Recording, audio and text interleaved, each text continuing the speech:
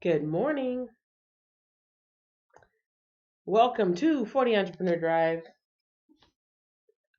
Welcome to 40 Entrepreneur Drive. Good morning. Today is Thursday, March 19th, 2020. The time is now 7:05 a.m. Central Standard Time. That is Texas time. Welcome to my morning Bible reading where I read the Bible every day. Why do you ask? I'm glad you asked. It's because I made a New Year's resolution that I want to read the Bible every single day.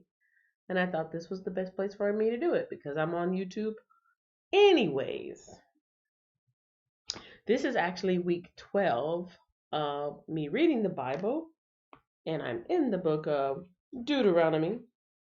And yesterday's reading covered chapters 1, 2, and 3. And this is the recap of what happened. There was the introduction to Moses' first address to the whole of Israel after he led them out of Egypt. There was the command to leave Sinai. There was Moses appointing leaders from each tribe, scouts exploring the land, Israel's rebellion against the Lord, remembering in Israel's wanderings, victory over Og of Bashan, that was King Og, land division east of the Jordan, Moses being forbidden to enter the land, and that's pretty much where we left off. So Moses has led the people of Israel throughout the wilderness for 40 years, and for the most part, he was very obedient, but he did disobey God and lost favor with God at the end, which is why he didn't get a chance to go into the promised land. That's what God told him. And so there's this long address from Moses to the people right before there's this exchange of power between him and his brother Aaron, who has already passed, and Joseph, who is not Joseph, Joshua, who's the new chosen leader. So now that brings us to chapter 4, where Moses is urging Israel to obey. Here we go. And now, Israel, listen carefully to these decrees and regulations that I am about to teach you. Obey them so that you may live, so you may enter and occupy the land that the Lord, the God of your ancestors, is giving you. Do not add or subtract from these commands I am giving you. Just obey the commands of the Lord your God that I am giving you. You saw for yourself what the Lord did to you at Baal Peor. There the Lord your God destroyed everyone who had worshipped Baal, the god of Peor. But all of you who were faithful to the Lord your God, you are still alive today, every one of you. Look, I now teach you these decrees and regulations just as the Lord my God commanded me, so that you may obey them in the land you're about to enter and occupy. Obey them completely, and you will display your wisdom and intelligence among the surrounding nations. When they hear all these decrees, they will exclaim, "How wise and prudent are the people of this great nation!" For what great nation has a God as near to them as our Lord? Our God is near to us whenever we call on him. And what great nation has decrees and regulations as righteous and fair as this body of instructions that I am giving you today? But watch out. Be careful never to forget what you yourself have seen. Do not let these memories escape from your mind as long as you live, and be sure to pass them on to your children and grandchildren. Never forget the day when you stood before the Lord your God at Mount Sinai, where he told me, "Summon the people before me, and I will personally instruct them. Then they will learn to fear me as long as they live, and they will teach their children to fear me also." Quick commentary. Now, back in Exodus, Moses went up on the mountain, spoke to God, came back down with the commandments. So the people already received this word.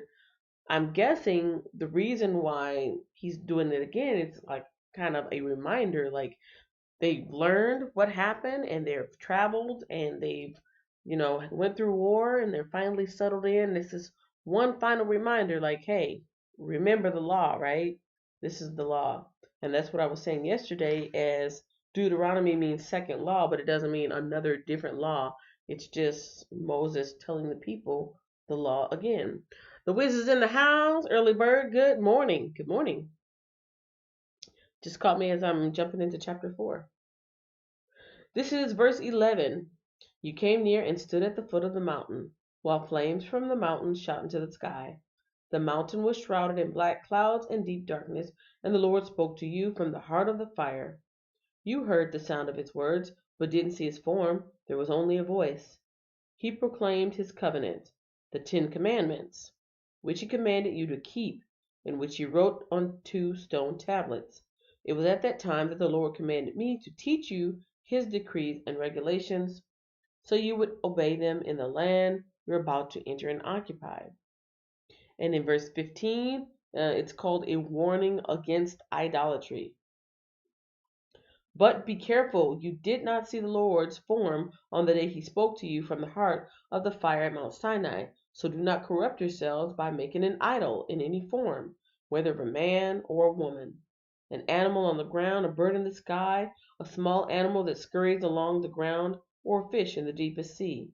And when you look up into the sky and see the sun, moon, and stars, all the forces of heaven, don't be seduced into worshiping them. The Lord your God gave them to all the peoples of the earth. Remember that the Lord rescued you from the iron smelting furnace of Egypt in order to make you his very own people and his special possession, which is what you are today. But the Lord was angry with me because of you. He vowed that I would not cross the Jordan River into the good land the Lord your God is giving you as your special possession. You will cross the Jordan to occupy the land, but I will not. Instead, I will die here on the east side of the river. So be careful not to break the covenant the Lord your God has made with you. Do not make idols of any shape or form, for the Lord your God has forbidden this. The Lord your God is a devouring fire. He is a jealous God. In the future, when you have children and grandchildren and have lived in the land a long time, do not corrupt yourselves by making idols of any kind. This is evil in the sight of the Lord your God and will arouse his anger. Today I call on heaven and earth as witnesses against you. If you break my covenant, you will quickly disappear from the land you are crossing the Jordan to occupy. You will live there only a short time, then you will be utterly destroyed. For the Lord will scatter you among the nations, where only a few of you will survive. There, in a foreign land, you will worship idols made from wood and stone, gods that neither see, nor hear, nor eat, nor smell.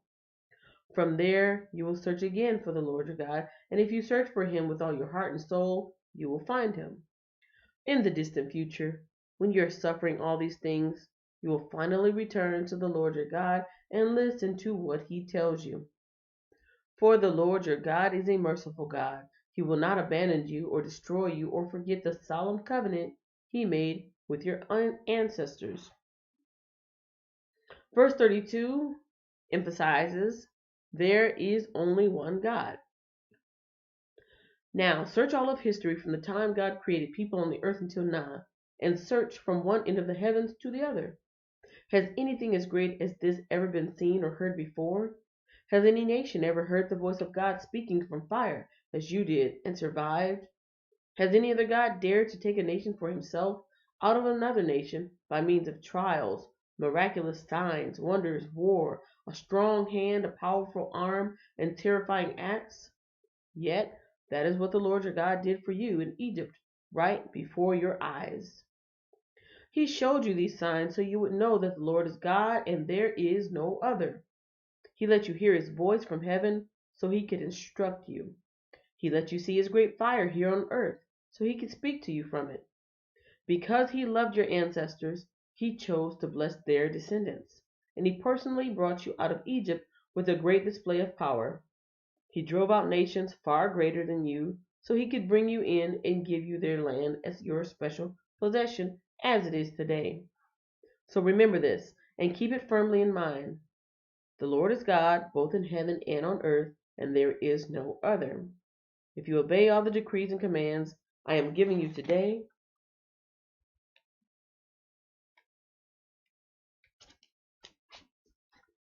All will be well with you and your children. I'm giving you these instructions so you will enjoy a long life in the land the Lord your God is giving you for all time. In verse 41, talking about eastern cities of refuge. Then Moses set apart 3 cities of refuge east of the Jordan. Anyone who killed another person unintentionally without previous hostility could flee there to live in safety. These were the cities: Bezer or Bezer on the wilderness plateau for the tribe of Reuben, Ramoth in Gilead for the tribe of Gad, Golan in Bashan for the tribe of Manasseh. And now the introduction to Moses' second address in verse 44. This is the body of instruction that Moses presented to the Israelites. These are the laws, decrees, and regulations that Moses gave to the people of Israel when they left Egypt and as they camped in the valley near Beth Peor, east of the Jordan River. This land was formerly occupied by the Amorites under King Sihon, who ruled from Heshbon. But Moses and the Israelites destroyed him and his people when they came up from Egypt. Israel took possession of his land and that of King Og of Bashan, the 2 Amorite kings east of the Jordan. So Israel conquered the entire area from Aroer at the edge of the Arnon Gorge all the way to Mount Sirion, also called Mount Hermon. And they conquered the east bank of the Jordan River as far south as the Dead Sea, below the slopes of Pisgah. Chapter 5. Chapter 5 covers the 10 Commandments for the covenant community.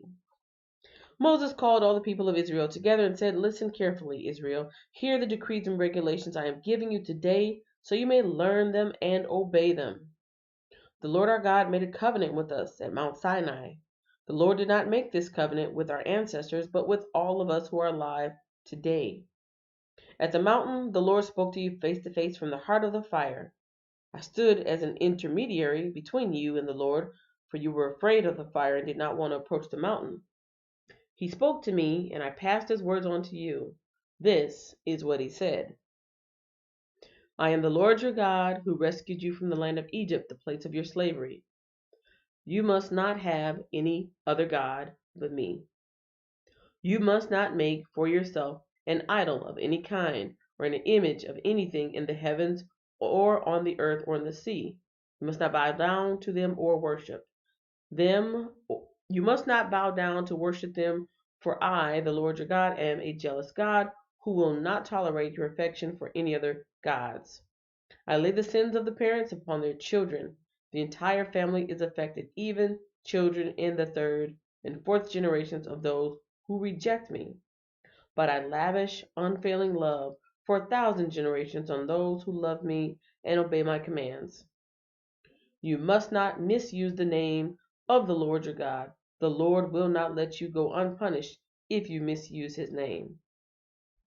Observe the Sabbath day by keeping it holy, as the Lord your God has commanded you. You have 6 days each week for your ordinary work, but the 7th day is a Sabbath day of rest, dedicated to the Lord your God. On that day, no one in your household may do any work. This includes you, your sons and daughters, your male and female servants, your oxen and donkeys, and other livestock, and any foreigners living among you. All your male and female servants must rest, as you do. Remember that you were once slaves in Egypt, but the Lord your God brought you out with his strong hand and powerful arm. That is why the Lord your God has commanded you to rest on the Sabbath day. Honor your father and mother as the Lord your God commanded you. Then you will live a long, full life in the land the Lord your God is giving you. You must not murder. You must not commit adultery. You must not steal. You must not testify falsely against your neighbor. You must not covet your neighbor's wife. You must not covet your neighbor's house or land, male or female servant, ox or donkey, or anything else that belongs to your neighbor. The Lord spoke these words to all of the assembled there at the foot of the mountain. He spoke with a loud voice from the heart of the fire, surrounded by clouds and deep darkness. This was all he said at that time, and he wrote his words on 2 stone tablets and gave them to me. But when you heard the voice from the heart of the darkness, while the mountains was blazing with fire, all your tribal leaders and elders came to me. They said, "Look, the Lord our God has shown us his glory and greatness, and we have heard his voice from the heart of the fire. Today we have seen that God can speak to us humans, and yet we live. But now, why should we risk death again? If the Lord our God speaks to us again, we will certainly die and be consumed by this awesome fire. Can any living thing hear the voice of the living God from the heart of the fire as we did and yet survive? Go yourself and listen to what the Lord our God says. Then come and tell us everything he tells you, and we will listen and obey." The Lord heard the request you made to me, and he said, "I have heard what the people said to you, and they are right. Oh, that they would always have hearts like this, that they might fear me and obey all my commands. If they did, they and their descendants would prosper forever. Go and tell them, 'Return to your tents.' But you stand here with me, so I can give you all my commands, decrees, and regulations. You must teach them to the people, so they can obey them in the land I am giving them as their possession." So Moses told the people, "You must be careful to obey all the commands of the Lord your God, following his instructions in every detail. Stay on the path that the Lord your God has commanded you to follow. Then you will live long and prosperous lives in the land you are about to enter and occupy." Chapter 6. Good morning, Robin. Katad and Cooking Mama's homestead is in the house. Sorry, no notification. No problem, Bob. Welcome. I just got to chapter 6, which is a call for wholehearted commitment. These are the commands, decrees, and regulations that the Lord your God commanded me to teach you. You must obey them in the land you are about to enter and occupy, and you and your children and grandchildren must fear the Lord your God as long as you live. If you obey all his decrees and commands, you will enjoy a long life. Listen closely, Israel, and be careful to obey. Then all will go well with you, and you will have many children in the land, flowing with milk and honey, just as the Lord, the God of your ancestors, promised you. Listen, O Israel, the Lord is our God, the Lord alone. And you must love the Lord your God with all your heart, all your soul, and all your strength. And you must commit yourselves wholeheartedly to these commands that I am giving you today. Repeat them again and again to your children. Talk about them when you're at home and when you are on the road, when you are going to bed and when you are getting up. Tie them to your hands and wear them on your forehead as reminders. Write them on doorposts of your house and on your gates. The Lord your God will soon bring you into the land he swore to give you when he made a vow to your ancestors, Abraham, Isaac, and Jacob. It is a land with large, prosperous cities that you did not build. The houses will be richly stocked with goods you did not produce. You will draw water from cisterns you did not dig, and you will eat from vineyards and olive trees you did not plant. When you have eaten your fill in this land, be careful not to forget the Lord, who rescued you from slavery in the land of Egypt. You must fear the Lord your God and serve him. When you take an oath, you must use only his name. You must not worship any of the gods of neighboring nations, for the Lord your God who lives among you is a jealous God. His anger will flare up against you, and he will wipe you from the face of the earth. You must not test the Lord your God as you did when you complained at Massah. You must diligently obey the commands of the Lord your God, all the laws and decrees he has given you. Do what is right and good in the Lord's sight, so all will go well with you. Then you will enter and occupy the good land that the Lord swore to give your ancestors. You will drive out all the enemies living in the land just as the Lord said you would. In the future, your children will ask you, "What is the meaning of these laws, decrees, and regulations that the Lord our God has commanded us to obey?" Then you must tell them, "We were Pharaoh's slaves in Egypt, but the Lord brought us out of Egypt with his strong hand. The Lord did miraculous signs and wonders before our eyes, dealing terrifying blows against Egypt and Pharaoh and all his people. He brought us out of Egypt so he could give us this land he had sworn to give our ancestors. And the Lord our God commanded us to obey all these decrees and to fear him so he can continue to bless us and preserve our lives, as he has done to this day. For we will be counted as righteous when we obey all the commands the Lord has given us.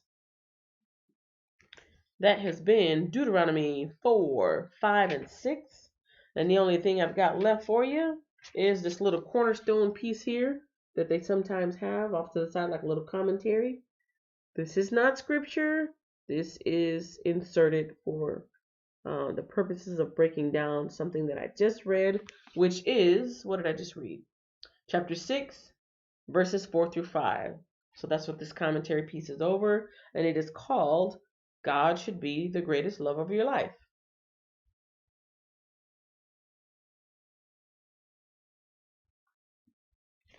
Yeah, covering 6. The word used for love in these verses primarily speaks of an act of the mind and of the will. It is the Hebrew equivalent of the New Testament word for love, agape, which speaks of committed, dedicated, unconditional love.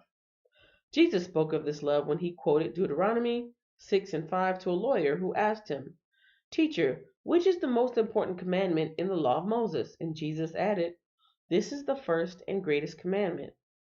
And you can read that in Matthew 22, verses 36 through 38.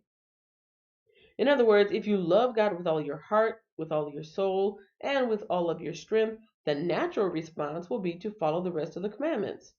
But what does it mean to love God with all your heart, soul, and strength? Love God with all your heart. The ancient Hebrews believed that the heart was the core of one's being. To love God with all your heart means putting your love for God at the center of your life. Love God with all your soul. The Hebrew word used for soul in this text denotes emotion. To love God with all your soul means not being afraid of expressing your feelings for God. Love God with all your strength. Strength suggests energy and might, but it also refers to intellectual commitment and determination. To love God with all your strength means filling your mind with the truths of God so that you can love Him with your ability to reason. Love for God is the basis for all obedience. If you have an all-consuming love for God, you will want to do what pleases Him. Make a commitment today to truly love God, not with some transient, shallow emotion, but with a wholehearted, sincere devotion.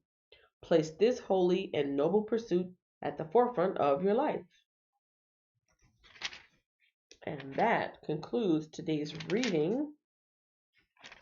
Yes, that was Deuteronomy chapters 4, 5, and 6.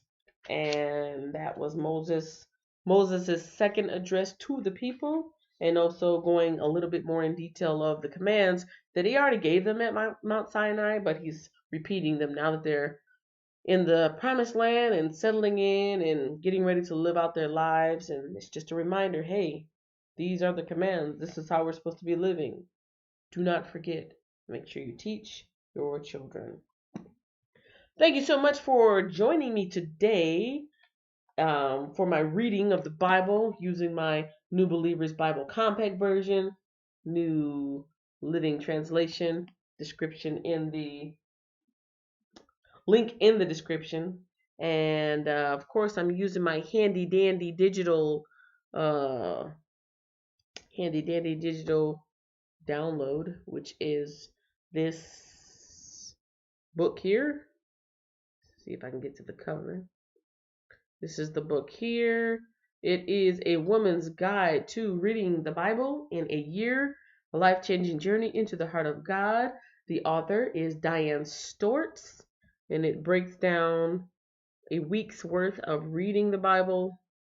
Sometimes I'm in the New Testament, sometimes I'm in the Old Testament, but it's pretty much front to back. But it just, once you finish one book, you go from the New Testament to the Old, back to the New, back to the Old. This week's theme is a special treasure. Finished up the Gospel of John Monday and Tuesday, and then Deuteronomy this week. Checkpoints are that we haven't already covered are doorposts and gates, a blessing and a curse, and yeah, that's pretty much it. Thank you so much. Quick shout out for the folks in the live chat. If you're in the replay, watching this on the replay, say hello. Let me know what you think of the reading, and if you have any insights or inquiries or questions or comments, let me know. But right now, this is shout out time. So the early bird in the room was the Wiz, also Miss Robin at Katat and Cooking Mama's Homestead. And let's see, have a blessed day. I'm going live at 10:30, working on journals and maybe extracts. If I'm up, matter of fact, I'm gonna keep my laptop open, and I reset my notifications, so I'm getting them now. If I'm up and if I don't go straight to bed, I will have you on. And I don't know if I'm falling asleep, I might still have you on. Maybe some extracts, like your elderberry syrup. That's how you do it, right? You boil it and you some kind of, I don't know. I guess I gotta watch to learn it, huh? everybody, stay. What is that phrase?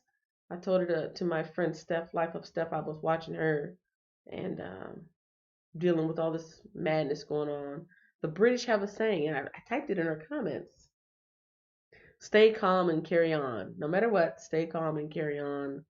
On that note, I pray that we all are able to stay calm and carry on and just live our best normal in the midst of some abnormal activities going on in the world right now. And the reason we want to do this is because we know we're not in control of it anyway, but we know who is in control, and we are going to stay prayed up and keep our faith up by reading the word and praying and talking to you, God, so that we can just stay strong and keep our faith intact and believing in you, Lord. That is my prayer for all who hear me, either now in the live chat or on the replay. Amen. Amen. Stay calm and carry on. God's got it. On that note, I will see you all tomorrow morning, 7-ish Central Standard Time for Deuteronomy 7, 8, and 9. Because we got a whole year worth of reading. And I'll be doing it right here. And I hope you will be with me too. All right. See you guys later. And thanks for watching.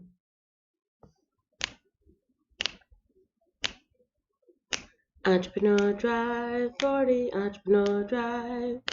Entrepreneur Drive 40, Entrepreneur Drive. Entrepreneur Drive 40, Entrepreneur Drive. Thanks for watching, share, like, and subscribe.